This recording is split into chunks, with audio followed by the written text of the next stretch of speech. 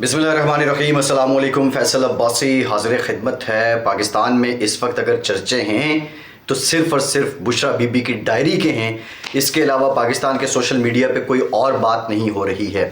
Diary के content को लेकर बहुत ज़्यादा मजाक भी उड़ाया गया है। डायरी की हकीकत पे भी बात की गई है।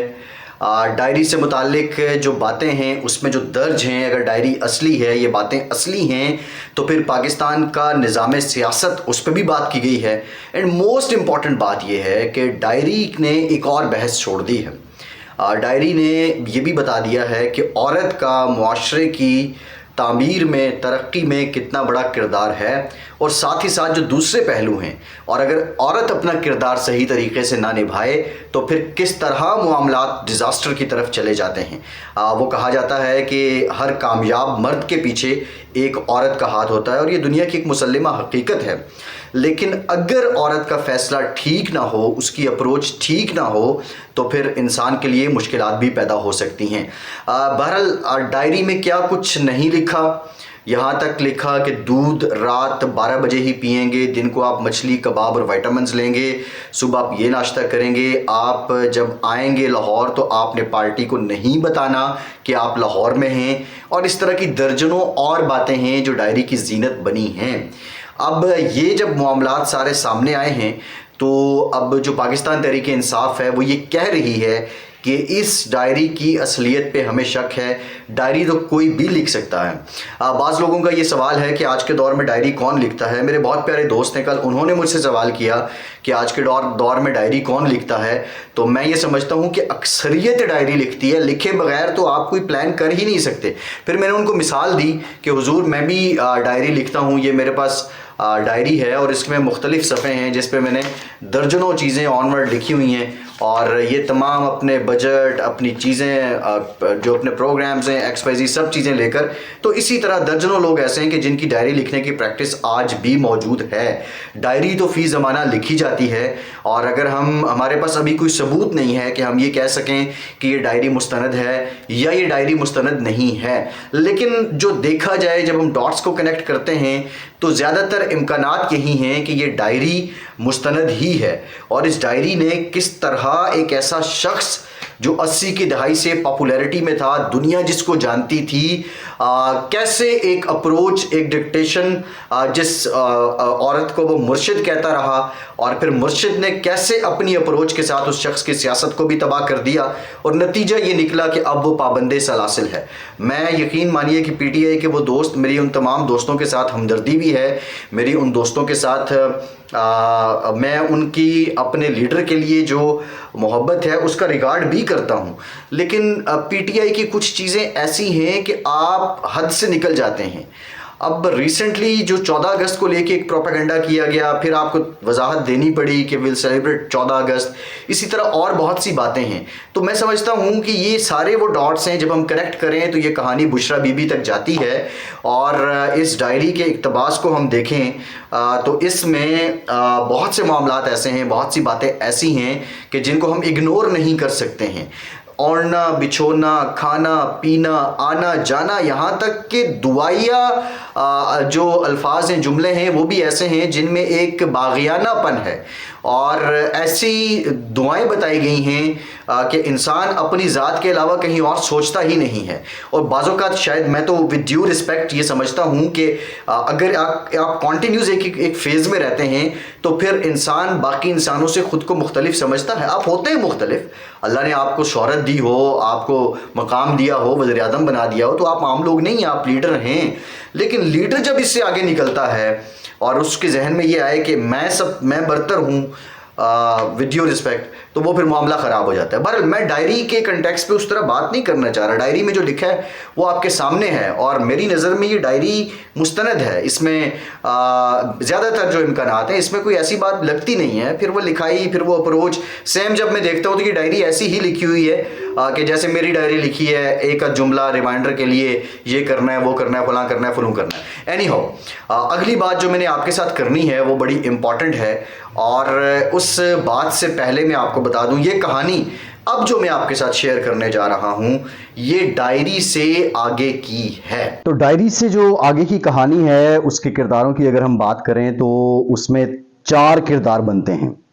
Number 1 Bushra Bibi, number 2 Ibrahim Maneka, Bushra be be کا صاحبزادہ، نمبر 2 احمد مجتبیٰ، اور ایک چوتھا شخص ہے سرفراز نامی۔ آج جو رپورٹ ہو رہا ہے، جو ذرائع بتا رہے ہیں، جو ان لوگوں سے متعلق انکشافات ہو رہے ہیں، وہ بڑے ہوشربا ہیں۔ سب سے پہلے احمد مجتبیٰ کی بات کریں گے۔ احمد مجتبیٰ جو بشرا بی بی کا بھائی ہے، اس شخص کے بارے میں یہ کہا جاتا ہے کہ 2017 میں اس نے دیپال پور میں تقریباً 571 کنال زمین 1 کروڑ 40 لاکھ روپے کے عوض اپنے نام کروائی، اور یہ 2 بہنوں کے نام کی۔ ان میں سے ایک بہن بشرا بی بی ہے اور ایک ان کی دوسری بہن ہے۔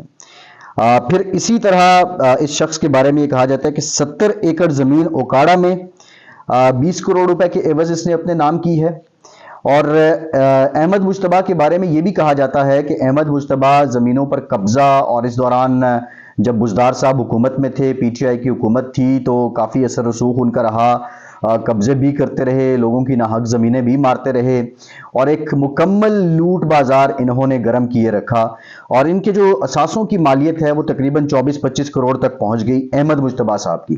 یہ بڑا کلیدی کردار رہے ہیں۔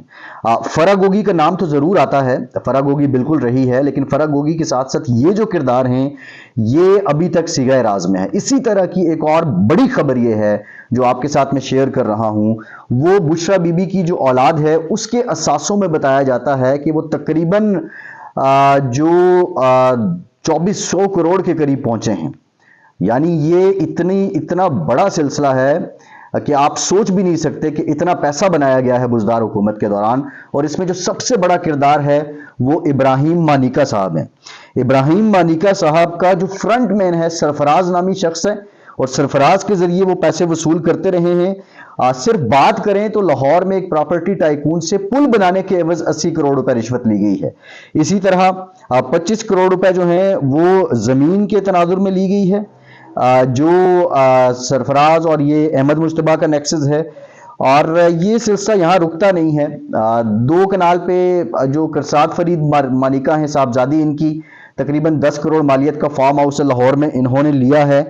اور حیران کن بات یہ ہے کہ اب یہ اتنا پیسہ کیسے بنایا گیا ہے۔ یہ پیسہ جو بنایا گیا ہے اس کا سلسلہ یہ ہے کہ ابراہیم مانیکا صاحب بزدار صاحب کے دور حکومت میں تقریباً 10 لاکھ روپے یومیہ کی دہاڑی لگاتے تھے، اور وہ دہاڑی ٹرانسفرز کی مد میں بھی ہوتی تھی، وہ دہاڑی اسپتالوں کے MS لگانے کی مد میں بھی ہوتی تھی۔ راجہ ریاض ایون کہہ چکے ہیں کہ AC/DC پیسے دے کے لگائے جاتے تھے، ہم نے پہلی بار سنا۔ سیکرٹری پیسے دے کے لگائے جاتے تھے۔ سو ابراہیم مانیکا، فرا گوگی تو ایک پہلے سے ہی نام ہے، فرا گوگی تو ایک فرنٹ مین رہی ہیں، اور فرا گوگی کا کردار تو رہا ہے، لیکن اب یہ کہانی جو آگے بڑھتی ہے، اور یہ سب کچھ بشرا بی بی کے آشیرواد سے کیا جاتا رہا ہے۔ آپ نے ایک کہانی اور بھی سنی ہوگی کہ ایک آفیسر ہیں، اس وقت وہ اہم عہدے پر تھے، اور انہوں نے بتایا تھا وزیر اعظم عمران خان کو کہ کیا ہو رہا ہے ان کی ناک کے نیچے، اور پھر اس وقت کی خاتون اول بشرا بی بی صاحبہ سے متعلق بھی انہوں نے بات کی تھی، اور پھر یہ ہوا کہ ان کو ان کے عہدے سے آفیسر کو ہٹا دیا گیا تھا۔ بہرحال آج وہ آفیسر کہاں ہیں آپ کو پتا ہے، اور آج جو PTI چیئرمین ہیں وہ کہاں ہیں آپ کو پتا ہے، لیکن یہ ذرائع جو بتا رہے ہیں ہمیں مزید یہ کرپشن کا ایک مکمل بازار گرم تھا۔ اب نمبر 1 سوال یہ ہے کہ کیا چیئرمین PTI اس سے واقف نہیں تھے؟ اگر واقف تھے تو وہ خاموش کیوں تھے؟ کیا انہوں نے اپنی بیگم صاحبہ کو مرشد کہہ دیا تھا؟ مرشد کہنے کی وجہ سے وہ خاموش تھے، یا کوئی ریزن اور تھی؟ اور اگر ان کے علم میں نہیں تھا تو وہ کتنے بھولے آدمی تھے کہ یہ خاتون کس طرح ان کو ڈاج کرتی رہی ہیں؟ یہ سلسلے ابھی اور بھی کہانیاں آئیں گی۔ احمد مجتبیٰ اور بشرا بی بی نے جو اسلام آباد میں مختلف پراپرٹی ٹائکونز ہیں ان کو کس طرح زمینیں دلوائی ہیں، اٹک کے ایریا میں جو زمینیں آتی ہیں وہ کیسے دلوائی گئی ہیں، ایک بوگس قسم کی جو ریئل اسٹیٹس کے لوگ تھے اور ہاؤسنگ سوسائٹی تھی جس میں کوئی جان نہیں تھی، اس کو زندہ کرنے کے لیے کیا طریقہ کار اپنایا گیا، پھر کیسے جو ہیں وہ مقامی کرکٹ فرنچائز ان کو دی جاتی رہیں، اور یہ سارے سلسلے آگے بڑھیں گے اور بات بہت آگے تک نکلے گی۔ جب یہ کیسز کھلیں گے تو یقین مانیں کہ آپ ڈائری بھی بھول جائیں گے، آپ شاید توشہ خانہ بھی بھول جائیں، آپ شاید القادر کیس بھی بھول جائیں، آپ شاید 190 ملین پاؤنڈ کیس بھی بھول جائیں، یہ معاملات بہت آگے کو جائیں گے۔ اور جو ڈائری ہے اس میں تو جو اقتباس شیئر کیے جا رہے ہیں وہ تو ہیں، لیکن یہ بھی کہا جا رہا ہے کہ کچھ ایسے ہیں کہ جو شیئر ہی نہیں کیے جا سکتے۔ سو یہ کہانی ہے۔ اب اس کہانی میں سارا جو معاملہ ہے وہ بشریٰ بی بی کے گرد گھوم رہا ہے، اور کیسے ایک شخص ٹریپ ہوتا ہے، اور ٹریپ ہوتا ہے یا دانستہ اس کے آشرواد سے یہ سب ہوتا ہے، یہ تو وقت ہی بتائے گا۔ لیکن یہ انکشافات یقین مانیے کہ بڑے حیران کر دینے والے ہیں۔ اور اگین میں نے ویلاگ کے شروع میں بات کی تھی کہ ہر کامیاب مرد کے پیچھے ایک عورت کا ہاتھ ہوتا ہے۔ میں تمام عورتوں کی بہت عزت کرتا ہوں، اور میرا مقصد یہی تھا کہ جو جتنی عورتیں اس وقت دیکھ رہی ہیں ان کو چاہیے کہ وہ اپنی اپروچ کو ٹھیک رکھیں، اور اپنے جو خاوند ہیں وہ اگر آپ پہ بھروسہ کرتے ہیں تو ان کو اس طرح آپ ڈاج نہ کریں۔ بہرحال یہ تو وقت بتائے گا کہ خاوند اس میں مکمل طور پہ آشرواد تھا یا وہ مرشد والا ہی ایک کرزمہ تھا جس کی نظر وہ ہو گئے۔ فیصل عباسی کو اجازت دیجیے۔